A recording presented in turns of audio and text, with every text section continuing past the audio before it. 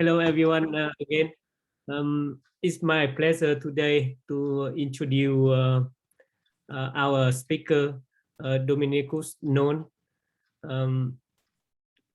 He was my PhD advisor, and he received his PhD and habilitation degrees from the University of Stuttgart. Then he has been a professor of applied mathematics at the University of Toulouse since 1995, and then a distinguished professor of mathematics since 2009 at the same university.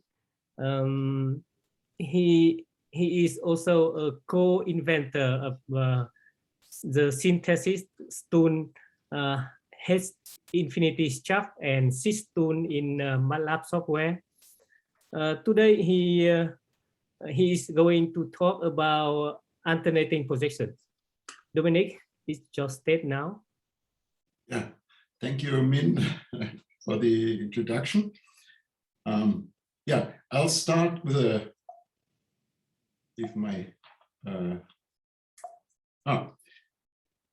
I start with a historic remark. Actually, alternating projections were invented by Hermann Schwarz and not by John von Neumann, much earlier, in fact. He was looking for a method to solve the Dirichlet problem exactly, because at that time it was not possible to solve it due to singularities in the domains. So between 1870 and 1901, his method was the standard to solve the Dirichlet problem. In 1901, Hilbert made his method public, which is better. So he invented by that way also what is now called domain decomposition. It's a numerical scheme. And Pierre Lyons looked at these works and reinterpreted this as map on a Sobolev space, on Sobolev spaces. This was mentioned in his laudatio for his Fields Medal. So let's look for fun. I don't know why this doesn't. Okay, I have to do the mouse. Yeah, let's look at the tree of PhDs. Find him as a PhD of Weierstrass in Kummer, same time as Frobenius, more or less.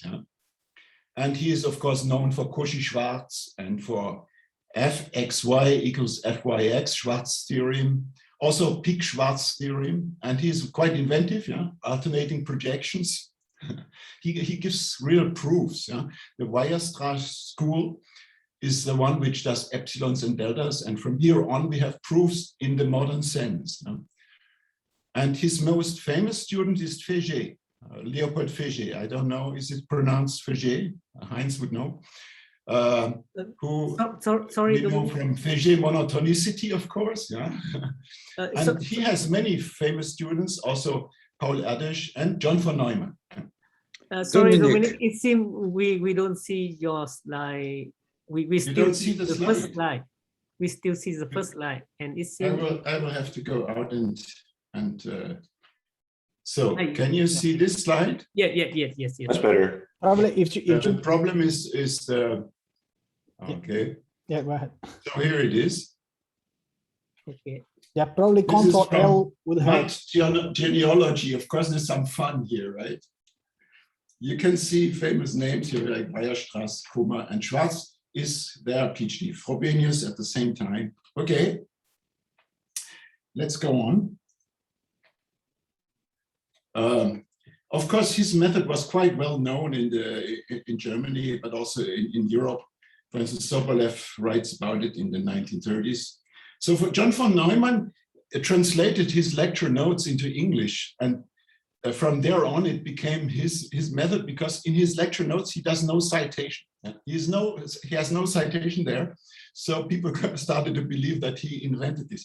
But he gives nice proofs, of course. And also, we should give credit because he recognized the importance of this. If we think about Kaczmar's method and also Hounsfield for the CT scanner, those are quite related methods. So he recognized that this would be important for the computer. And John von Neumann left Germany to build computers. Okay, but now let's go on. Convex alternating projections. Of course, the big specialist is Heinz, who knows everything. And I think his survey with John in the 1996, I guess, would cover almost everything in this field. What was open at that time was still the norm convergence question versus V convergence for sets which are not subspaces. So I will, of course, not pretend to be a specialist on this part, and I will concentrate on the non-convex case. So, but we know from the convex case that we have essentially three situations. We can converge to a point in the intersection, we can converge to a gap, and we can also go to infinity and approach a gap. In the non-convex case, it gets a bit more complicated. So do you see the slides now? Dominic, we still not yet see the slide. Oh, that's bad, because so maybe you should do the full screen. I think the problem is the full screen thing. Yeah. Really? So I was just saying that you should. Can you see this? Yes, but can you try the back and forth to see if I'll do it with this. Okay, like this. Yes, I see now. Yeah. Do you So want I to was try just full saying screen that. by any chance? Sorry. Would you like to try full screen by any chance? Yeah, but it doesn't work. Yeah, I do full screen, but then it doesn't. I can try once again. Or maybe maximize the. Oh, it doesn't really matter. I can sort of zoom in here. But do you see it now? It's got forward. We don't see the full screen. Actually. We see four sets. We still see the picture with A and Doesn't B. work. Can it be that what you are sharing is different from what you see on the screen? Yeah, maybe. Is it better like this? Yeah, much better. Yes, it's better. Yeah. So let's try this. So of course, in the non-convex case, obviously we can have convergence to gap, even when there is a point in the intersection. And of course, we have also the problem of multiple projections, so it gets more complicated. And it may depend on the starting point. But we can still pose the problem in this way. We want to find a point in the intersection, and we project alternatingly on the two sets. I will stay with the case of two sets, and we'll talk about the more general case later. If the sets do not intersect, infeasible case, we would expect to converge to a gap. But the question is, do we really converge? In the convex case, we know it's always converging, but here there is a problem. So questions are there applications? What are the conditions for convergence, and make convergence altogether fail? So now you see the slides, is it okay? Yes, it looks good. Okay, I'm a bit in doubt. So are there applications? If you do some Google, you find applications in masses. I mean, it's used in almost all domains. I just point to road design in Western Canada, which Heinz used, and it's really everywhere.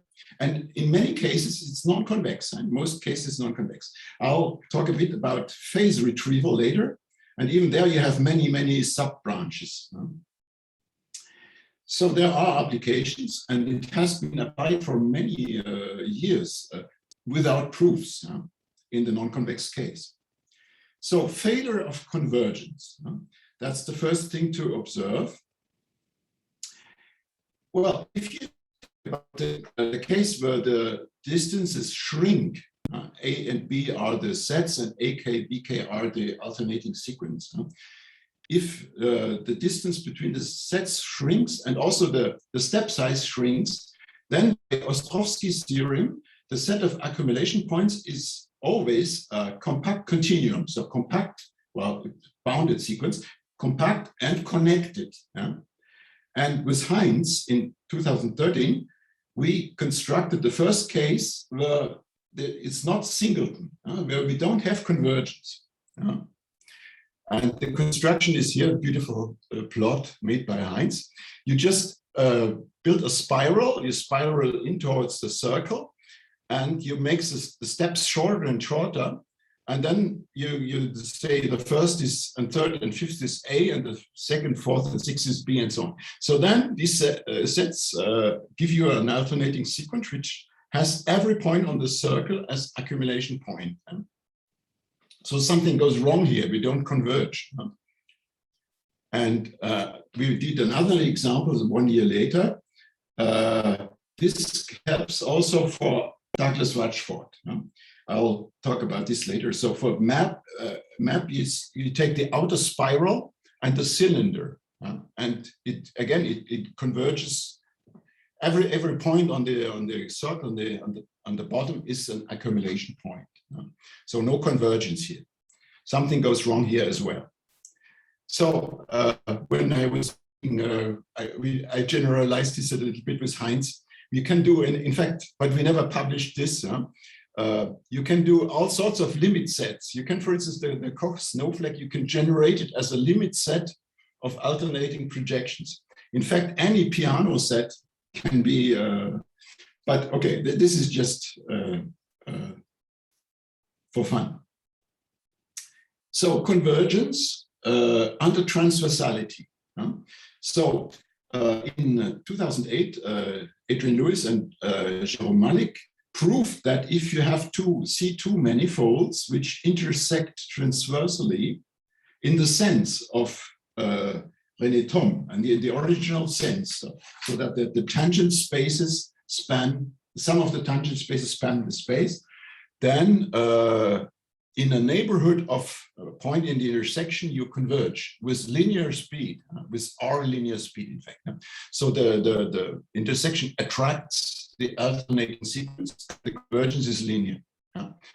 Well, the point is that transversality is not suited for this type of result. So it seemed better. So 1 year later with Russell joining them, they replaced this transversality by a normal cone condition, which is more versatile. So you would see that transversality means that the normal cones have no direction in common, while tangential intersection is when they have a direction in common. And you need, in addition to this, super regularity, which you have, of course, for manifolds, but this is more general. It replaces convexity. Again, this gives local attraction. But there is still a problem, because if you have two lines in the plane, then they are transversal in the plane. They have this condition, but if you put them in space, then they have a common normal. So this is still too restrictive. Here's the citation. So by the way, super regularity, I will come back to this. If you go from, do you see this plot with the X here? We see convex, prox regular, and super regular sets. Yeah. You see, okay. So prox regular is when you can roll a ball around the set. And super regular is weaker. You can put cones. And if they get smaller, closer, they open up more. That's super regular. It's a weaker notion than prox regularity. Okay, but coming back to this problem of the transversality, in this paper, in fact, there were two of them. this difficulty was removed because it is enough to look at normals which point into the other set, of course. Yeah, and then you remove this problem with the two lines and the direction which is perpendicular, because this direction never occurs in the projection. Yeah? But we made an even more general definition of transversality, which is just related to projections. If you look at one step, B projects to A plus and then B plus. And if you look at the angle, then transversality means that this angle does not go to zero when you approach the intersection. We could say that A and B at X star intersect at an angle. That would be a terminology to avoid transversality, because transversality is overused as a term. And also it has this fixed meaning by Retrieval, which is unfortunate for us. So, but still, I mean, intuitively, we know what transversality means. Okay, so this definition is weaker, but it is asymmetric. It makes a difference between A and B, because you have the opposite direction would change the role of A and B a little bit. So the big question is, when do we have difficulties converging? Even in the convex case, we know that if the intersection is at an angle, then you converge linearly, while when it's tangential, you can converge sublinearly. And the regularity here, which is needed, is like linear regularity and so on. You have the specialists present. Yeah? So the problem is this type of regularity is rather along the line of transversality. So I make a difference between transversality conditions and regularity conditions. And this condition, for instance, bounded linear regularity and so on, is rather in the transversality drawer. Anyway, the question is, when convergence fails, is this due to the lack of regularity, or due to the fact that the intersection is too tangential? Here is the answer with the two examples we made with Heinz.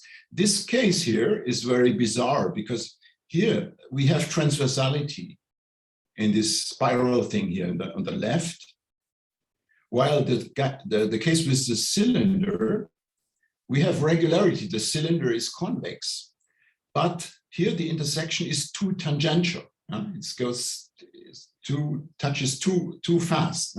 So you can have failure due to both things. So you need both. You need some sort of regularity, and you need something which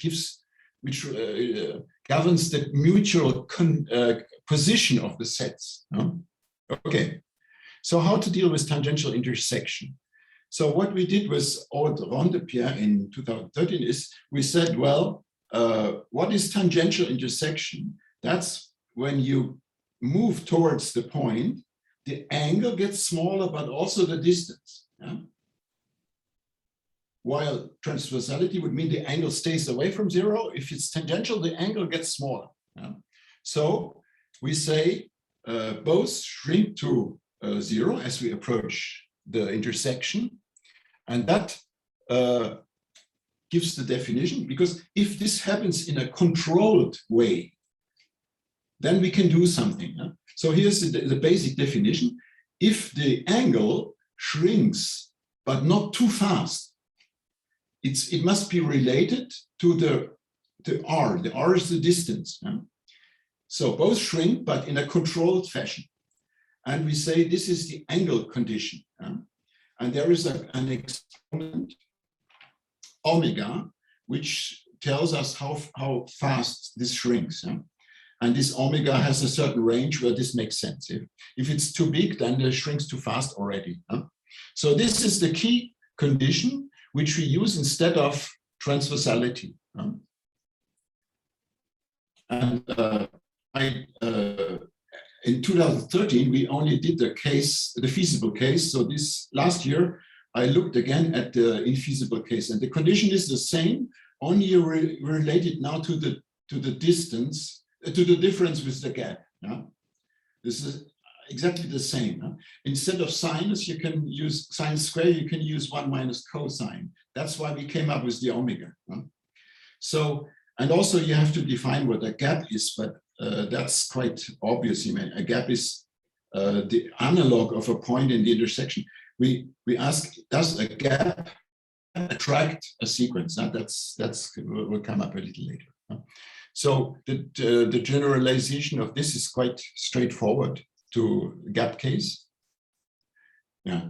So we are approaching a gap, A star, B star, and the R is the distance, but we now compare with the blue thing, the difference between the R and the R star.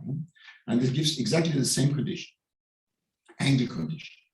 So again, the angle shrinks, but not too fast. Huh? And then you can prove things like this. So in 2013, we proved it for the feasible case. You have this angle condition, and you need a regularity condition, which is adapted to it, which is called Hölder regularity. I'll talk about this in a moment. When you have these two, and this is asymmetric, so A and B have asymmetric roles here. But then you get a speed which is related to this omega, and it is a sublinear speed. You cannot expect to converge linearly. Only when omega is 0 do you converge linearly.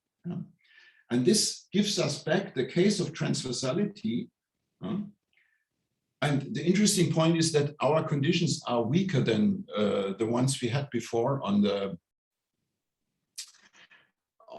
slides. So this gives a more general results. Okay.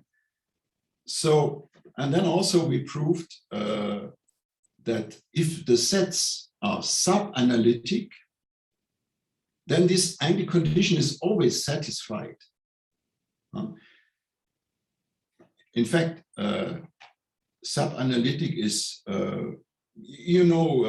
semi-irregular, and this is the analog, is a bit more general. You do the same with analytic functions. So it's quite a convenient class of sets and functions. So sub-analytic gives you automatically this condition, this angle condition with some omega. We'll see how the omega relates to the Lojasiewicz exponent in a moment. So this is quite convenient because it's often quite easy to check that sets are sub-analytic. So instead of checking that the two sets are transversal or intersect at an angle, you have to check that they are sub-analytic.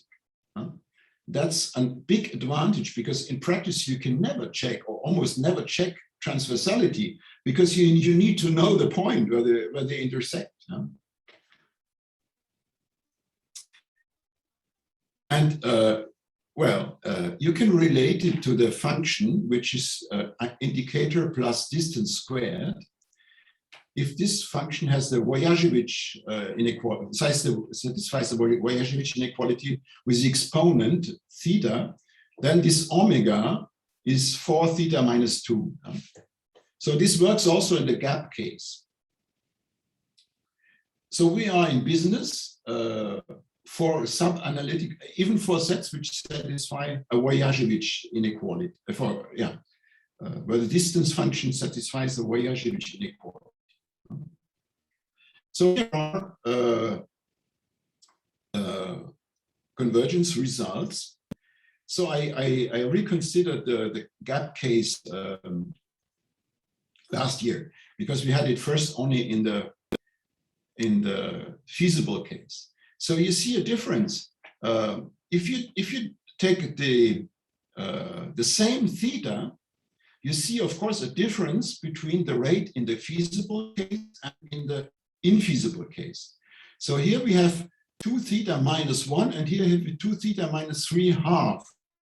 So the convergence is better in the infeasible case if you have the same geometric data. So this is not surprising. I mean, if you think about this very simple case from convexity, if you take the parabola and the line, and they intersect tangentially, then you don't get linear convergence, but a sublinear convergence. And if you pull them apart, then you get linear convergence. Yeah? And the geometry is the same, only the mutual position is now, there's a gap. So pulling apart improves the rate. Yeah? And we see the same here in this very setting. We can even say that for certain exponents it's been linear, and then linear with rate arbitrarily close to 1/2. And we also get a case where the convergence is finite. Yeah? So, but I have to talk about regularity. This is, of course, the most technical thing. So, remember, we had already mentioned prox regularity and super regularity.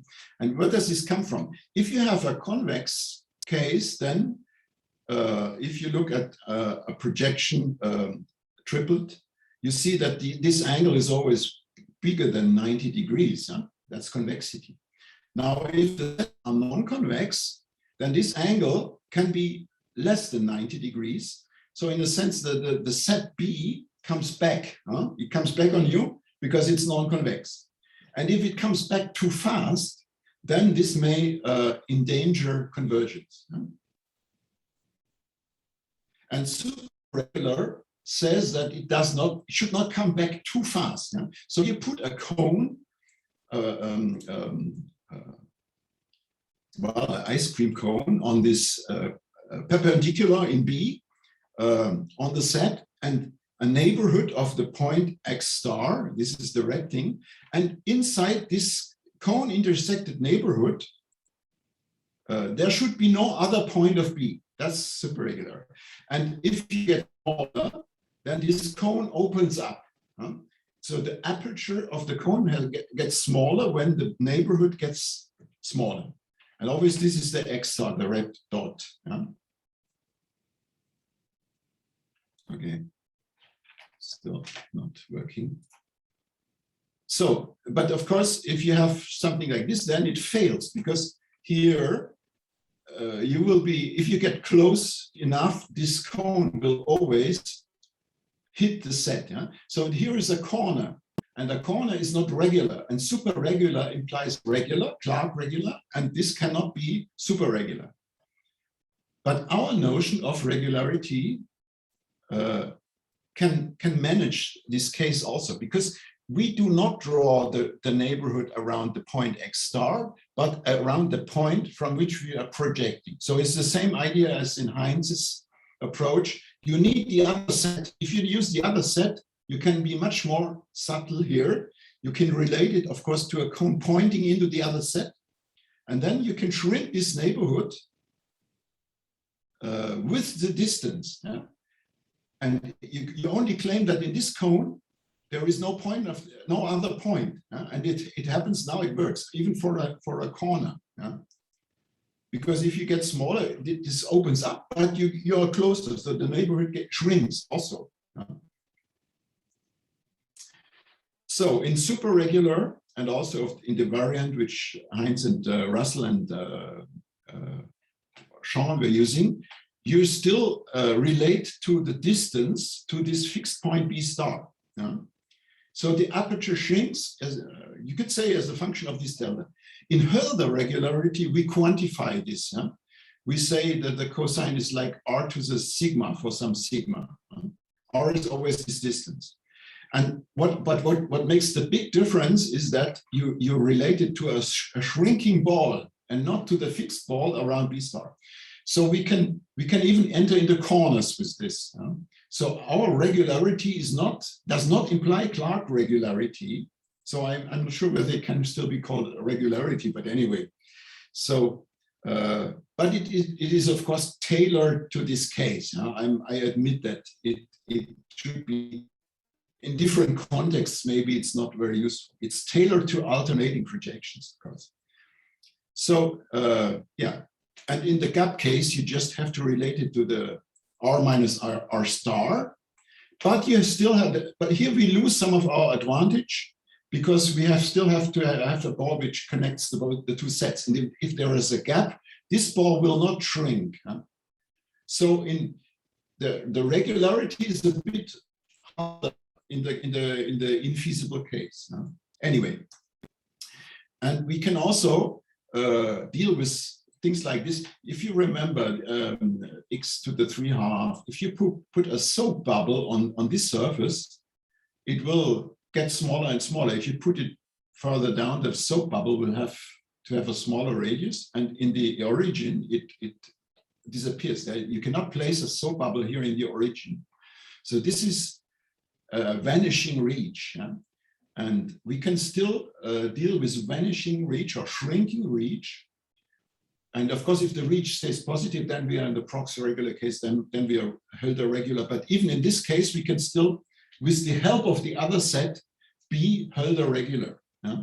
But this is quite technical, so you will have to have a look at the paper. Anyway, so if you want a result which can be checked, then if both sets are sub-analytic and one is Prox regular, then you always converge. If you start within the reach, and you always converge in the neighborhood of the intersection. And you converge sublinearly, in the worst case, with a rate big O of k to the minus rho for some rho. And this rho can be computed if you know the Lojasiewicz exponent. So that's convenient because these things can often be checked. So you can know in advance that you converge with this speed. However, note that in the gap case, you only get convergence for one of the sequences and not necessarily for the other. So I have to comment on this. So here are some problems. In the case of sub-analytic or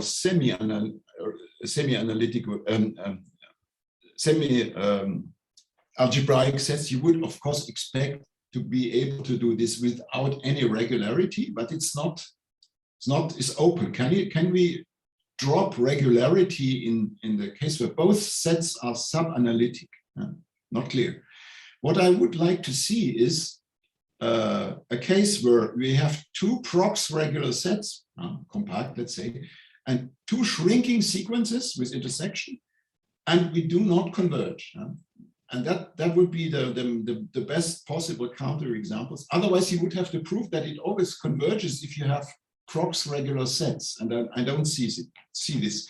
Of course, if you want a counterexample, then one of the sets must fail to be sub-analytic. It must be somehow artificial. And then this case, where you converge in one sequence, it is the gap case. One sequence converges and the other shrinks but does not converge. This can only happen if the set A has, well, looks from outside like a cheese, has a crater. Because you would have a compact continuum which projects to one point outside. So you could define a crater as a ball which only intersects on the boundary, and there on a compact continuum, a non-trivial continuum. That would be a crater. Okay.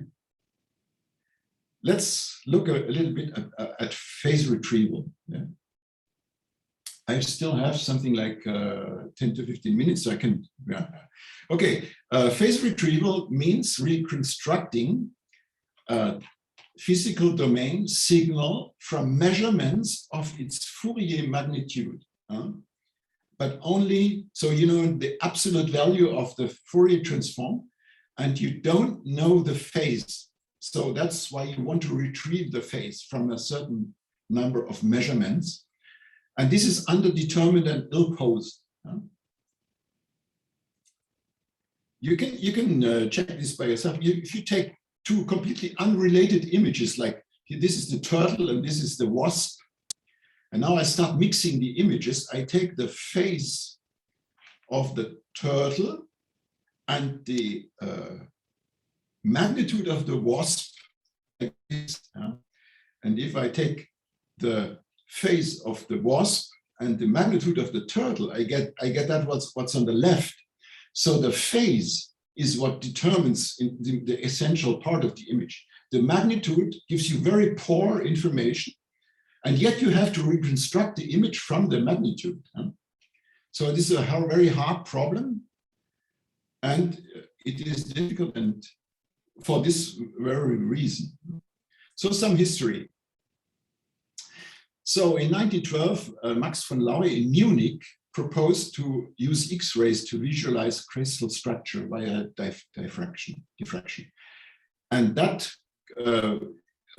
was the birth of coherent diffraction imaging. You can detect the structure of a periodic object like a crystal very easily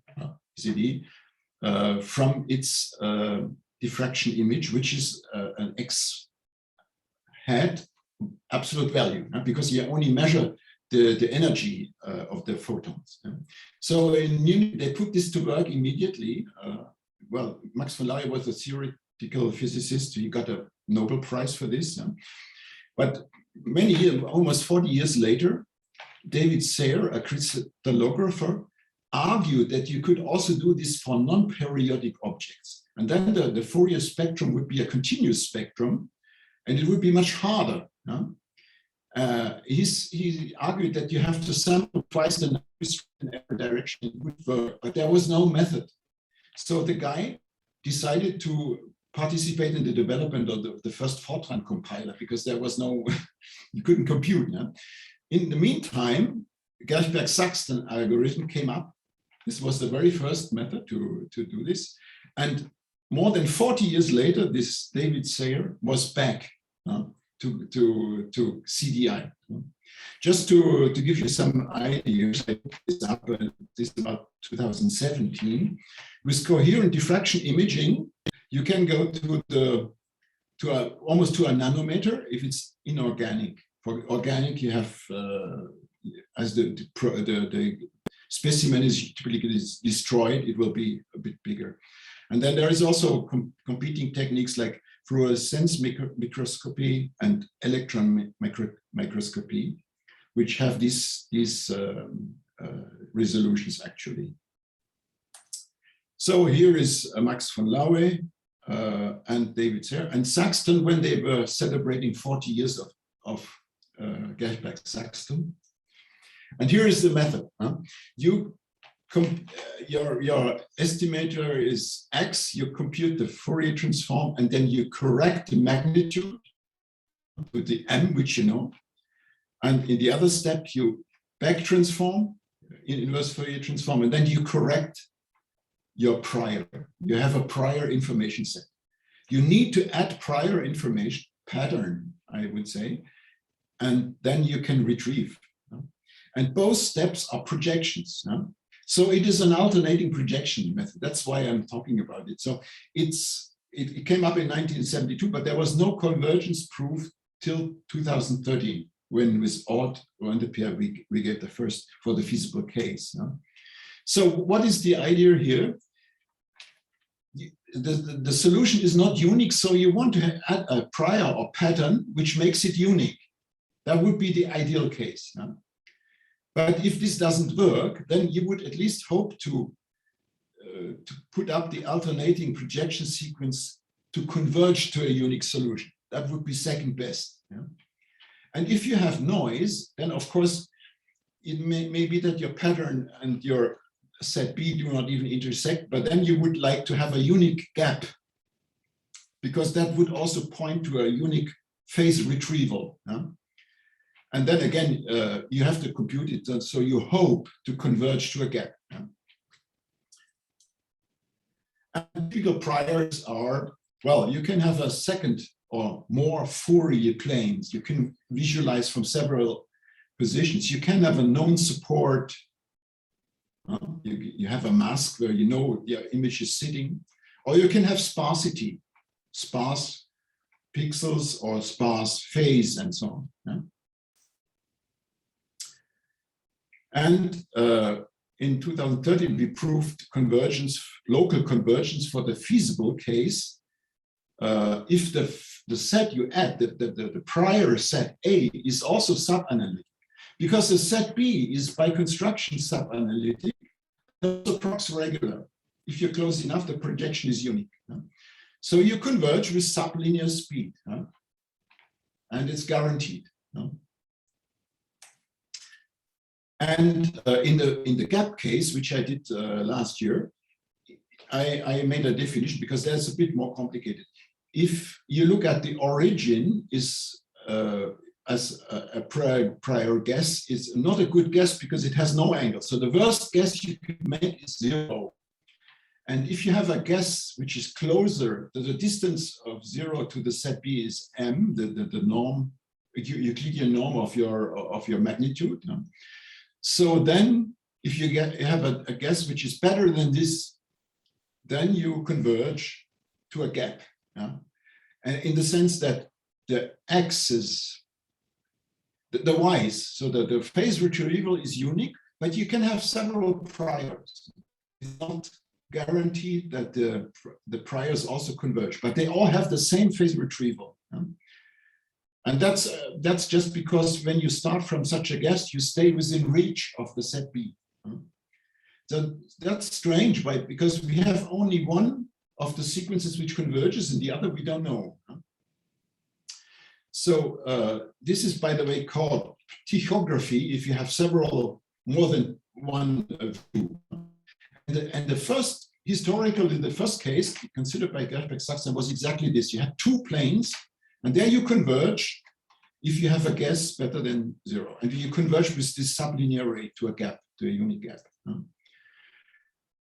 You can do sparsity, and you have to know how you project. That's quite easy. You just put to 0 the smallest n minus small n entries, and the others you keep. But then you have you can have several projections, but only a finite number. So in the sparsity case, you also have convergence, but the axis can have several accumulation points. But if the distance shrinks, then you have only one. Okay. So maybe I skip this this experiment which I wanted to show you. Just a few citations. Of course, there were the two papers with Heinz where we constructed counterexamples and also gave convergence results for cactus sets. And I had added some counterexamples to these phase retrieval methods in this new publication here. So also there's an example for counterexample for Gerchberg-Saxton with an image with 2 pixels. Okay, and then for in the case of transversality, you have all these works here. This is our contribution to the tangential case. And why did I write this paper in 2020? Well, actually, in 2013 we had already we said we should also do the infeasible case, but yeah, we were happy to have the other one, and so we said, well, we'll do it, but we didn't do it. And then in 2018, there was a publication by 2 Chinese colleagues who used Lojasiewicz inequality as well, and the proof is almost identical to ours. Yeah, it's the resemblance is enormous, but they forgot to cite us. So they cited all sorts of papers in all sorts of journals, which also cite us, but not a single citation to us, and a proof which is almost the same as ours. So I got quite angry, and I wrote to their universities. The one is in Hong Kong still, and the other is at Johns Hopkins. And I also wrote to Archive, because I consider this a plagiature. And well, of course, they had to consider this. So they said, well, you can't really prove it, but they had to cite us. Yeah, so they had to withdraw things and cite us. So, well, you see, so I wrote this up in response because our proofs are more general. Okay, I think I have to mention also that Lojasiewicz inequality is very essential here. So we have this famous paper by Bolte, Danilidis, and Lewis, and also Atouche, Bolte, Redon, Souberan had something which was not alternating projections, but also a projection type method where they could prove convergence with the, like for a descent method. Yeah? But that was not possible for alternating projections. The thing is a bit more complicated there. Anyway, I want to conclude, because I have a couple of minutes, with low rank matrix approximation. This is something also quite often related to alternating projections. The basic Cadzow algorithm is denoising. You have a time series which you write, which you make a circulant here, and then to denoise it, you project. You want a matrix close, but with low rank, because you consider that the rank, the high rank is due to the noise. Yeah? And then you use alternating projections to find something which denoises. This is Cadzow's algorithm, and of course it's non-convex. So there was no convergence proof before we made one. Yeah? Of course, people argued, you can generalize this. You take any structure of matrices, but it must be sub-analytic set of structured matrices. And you take rank, and then you alternate. Projecting on the low rank is easy. This is an SVD. And then you can converge under the conditions which we know. If the set has some convex structure, then you converge globally from any starting point. That's the case in the Cadzow basic sequence. Yeah? But we have very general result for any sub-analytic structure set. Yeah? And this is my last slide. There's a vast literature on this type of denoising and low rank. And people usually say, okay, we converge because these are two manifolds, yeah, and they are transversal. But of course, you never know whether they are transversal. You cannot prove this in practice. Yeah? And of course, it's wrong, because you can construct very easily examples where it's not transversal, and the convergence is sublinear. Yeah? So the argument, which is often spread, that it's almost always transversal, is just bullshit. You know, this is just when you say that almost all linear programs are regular, is true, but in practice they are all degenerate. You know, this is not a valid argument. Also, you can never in these practical examples you can never check transversality in advance. Well, in some cases you may be, but it's not a good criterion in my opinion. Okay, I think I should stop here, and thank you for your patience.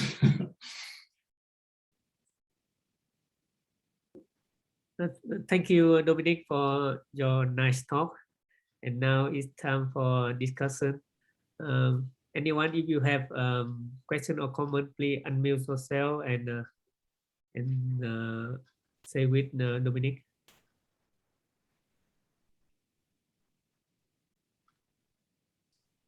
If no one else wants to go first, I can start with a very basic question. I probably missed the definition of sub-analytic, and with my background, that's not something I'm familiar with. Could you remind me of that? Yeah, sub-analytic is probably at the very beginning. And thank you for the very interesting talk. Yeah, sub-analytic is earlier, I guess. Yeah. No. Yeah. So you build sets from equalities and inequalities with real analytic functions. Okay. Mm-hmm. You take this is a constraint set. You can build constraints this way, and then you can take finite unions and intersections. So this would still be constraints. Yeah? And the difference is with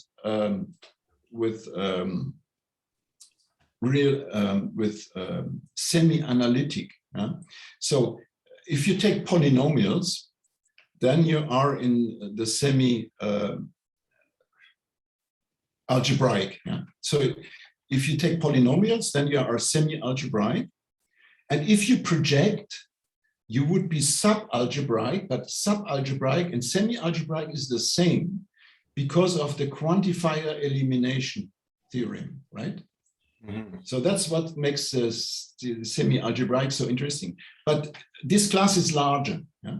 You don't need this to be polynomial. Analytic is much larger, still in some sense specific because it's somehow reasonable. Yeah?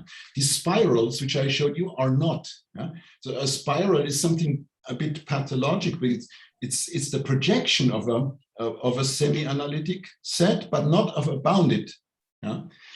It's a long line, and it's not bounded, so it can spiral up, and that's already not sub-analytic. Yeah? So it's in some sense a restricted class, but we see that immediately when we get out of it, it may fail. Yeah? Okay, does this answer to some extent? Yeah. I guess it's thank you. Of course, you would have to look it up in. I need to let this sink in a little bit. Yeah. Thank you. Okay. Yeah, but one could generalize this by going to the O minimal structures of Cour-Dicard. You can get more functions which would for which this would also work. Yeah? So you would replace Lojasiewicz by Cour-Dicard Lojasiewicz. And I suppose for various types of sets like cones of matrices and so on, it's known whether these are sub-analytic or all these other things. Sets which you encounter in practice are almost always sub-analytic. Dominic, I have one question. Normally, when a function satisfies the Lojasiewicz inequality, the parameter should be between 0 and 1, and when the parameter theta is smaller, it's better, right? So why your theta is between 1/2 and 1? Yeah, the smaller the theta, the better. Yeah. But between 0 and 1/2, there is you find nothing. If you look, I have this in the paper. Yeah, if you take a one-dimensional analytic function, analytic, then you see that you get nothing better than 1/2. Okay. Yeah, it's in the paper. A small example. So 1/2 is well, in many papers they write between 0 and 1, but in practice you cannot be below 1/2. Okay. Yeah. So a bit hard to tell you this now, but in the paper, the 2020 paper, there you have the argument for 1D analytic function. You write the expansion and you see that it cannot be better than 1/2. Okay, thank you. That's interesting. Okay. Any other questions or comments? Dominikus, thank you for the talk, and especially the connection to phase retrieval. Years ago, I did some work on it. It was a situation with a bounded support, and applied Gerchberg-Saxton to it. But the problem was that it always seemed to sort of stagnate in local minima that were not global. Oh, yeah. I agree. I mean, so what I was going to ask you, given your experience with this more recently, when I first came across Douglas Rashford recently, I thought, it's got this ability to walk out of local minima because it's converged to. So I was just wondering, I was just wondering, can you prove, or what are there any results showing that Douglas Rashford will in fact converge to a global minimum no matter where you start it for phase retrieval? In fact, I agree completely with you. In this case here, it was awfully slow. Yeah, and when I run Douglas Rashford, it's much faster and gives a nicer result, much easier. So. And this is a problem with alternating projections. You run into local minima.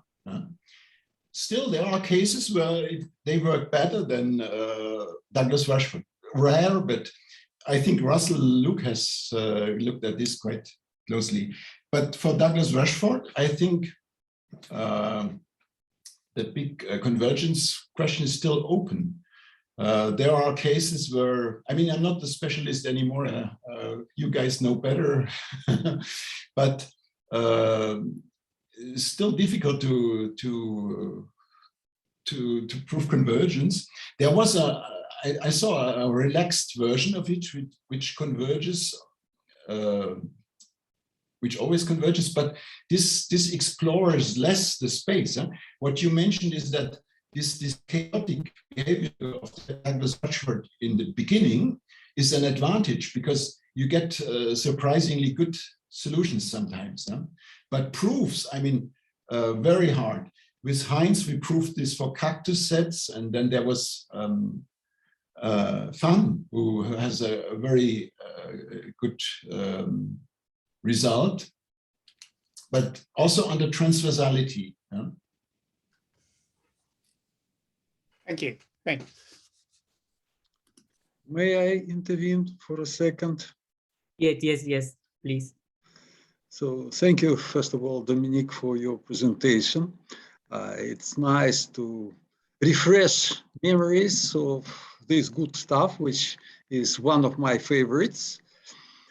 I'm afraid that some people in the audience might be confused with the big variety of definitions of regularity, transversality, and of course it is unavoidable because there is a lot of confusion in the literature in this variety of definitions when one thing is called by different authors by different names, etc. I think it would be not bad to just to fix the terminology. Russell Luke once made an attempt to do at least partially this thing by clearly distinguishing between regularities of a single set and regularities of a collection of sets. Exactly. Which was an important step, obviously. I must confess that I myself also added to the confusion when I used to rename my own definitions in subsequent publications. So this is just for fun. And if I can, a couple of small questions. First, your paper with Ron Dempierre, in your list of references, it has two dates on it, 2013 and 2015 simultaneously. I guess this paper had some difficult childhood. No, this was just a gap between the archive and the final publication. Yeah. So it took a bit. Okay. The story here is funny because when I put this on archive, 1 month later came out the paper of Lojasiewicz, Adrian Lewis, and Joffe about intrinsic transversality, coupling slope, something like this. Yes.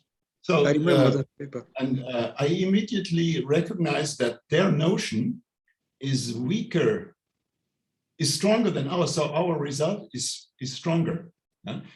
So intrinsic transversality implies both transversality and regularity, so adding to the confusion. So it's in fact a useless notion for alternating projections. So I pointed that out, of course, and I made the mistake to write it in the update of our paper. So I cited something which came out after us, and then they could publish it. And as far as I can remember, both papers. But the intrinsic transversality is obsolete the day when it came out, because our results are stronger. And it's in the first paper in 2013. Yeah? And then also they managed to publish it before ours, because, you know, the ways of editors and publishers and internal relations are wonder. For some reason, I had a feeling that they appeared in the same issue. Am I wrong? Sorry? Your paper, I had a feeling that these two papers by Drusviatsky, Lewis, and Joffe and yours, they appeared in the same issue. Am I wrong? Yeah, sure. Yeah. But ours came out on archive earlier, a little bit earlier. But anyway, I mean, let's be reasonable. This was a nice notion. It looks very nice, but it mixes both types of regularity, so transversality and regularity. And I think we should pull them apart and not mix them.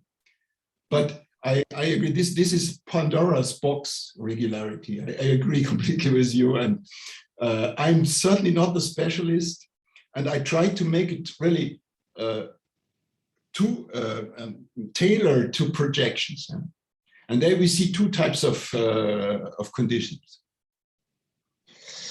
And I'm wondering, with this story, with that paper by Chinese authors, Zhu and Li, Yes. Has there been any response from any of these sources? Just out of curiosity, I Googled and I downloaded this paper 2 minutes ago, and Yeah. I downloaded the preprint. It looks like it hasn't been published. And of course, these are very common names, and I know a few people with these names, but I found out that I don't know any of these authors. So what's the fate of that paper? Actually, I only know that it had to be updated in archive, because even archive forced them to cite us. And if it's been submitted to journals, I can't tell. Yeah. But even on archive, I've just downloaded it from archive. It is still dated July 2019. It looks like it hasn't been updated. Well, I thought that because I know of a version in 2018, maybe it has been updated. I'm not sure. Okay, if the original version is 2018, then of course, yes. Yeah, maybe. Well, actually, I don't even want to look at it anymore. You know, this is really. This is not no fun. But it happens. You know, it happens.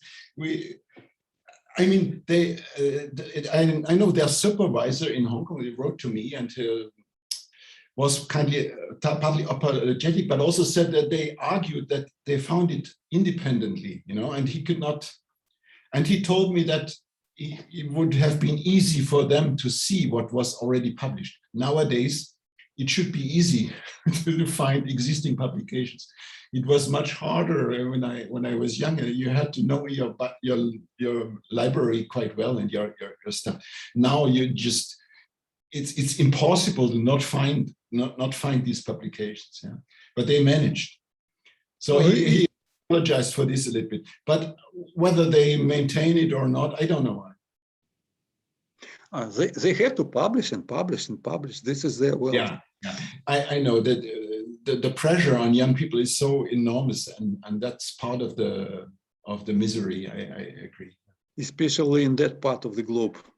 Okay, Yeah, so thank you, Dominikus. I think I already used a lot of the time available for questions, possibly all the time. You're welcome. Thank you again for your presentation. Okay, Sure. so any other question or comment? If not, so thank you again, Dominikus, for your nice talk today. And we will see all of you. Thanks to you guys for this. This was fun. It was my first talk in Australia, in fact. Okay, welcome again to Australia. Keep coming. Yeah, well, it's with Zoom, it's easy. Yeah. I should visit sometime. I was close to coming when John was there, but then unfortunately he died. And well, maybe you have some money then. Well, I'll retire soon. Then you can have me. Yeah. Currently, money is not very helpful. If no flights. I know. Is it not even possible to come into Australia? It's still closed, right? Yes, the Currently border it is closed, and it doesn't look very optimistic. Yeah, I know. We're in a strange situation now where we will soon be able to travel internationally, but not domestically. So. Yeah. Okay. And only for Australian citizens it's going to be allowed. Not sorry. In person. No chance. Okay, yeah. Thanks again. Okay, thank you, Okay, everybody. thank you. Thank you all. Thanks, Dominic. Great talk. Yeah. Heinz, Hey, Heinz. you didn't say anything. I'm stunned. Yeah, You leave, there's nothing left to do, right? I mean, you basically yes, have the best results, right? We can only do 2 sets. You know, it's much harder for more, yeah? Because it's not variational anymore. Yeah. True. But we have the average projection method. That we have. Yeah. I think there's still a lot to do. And Douglas Rushford also, you agree, it's open, more or less. Yeah. And it should be fun. Okay. All right. So Good night or good day, everyone. Yeah. Bye. Bye.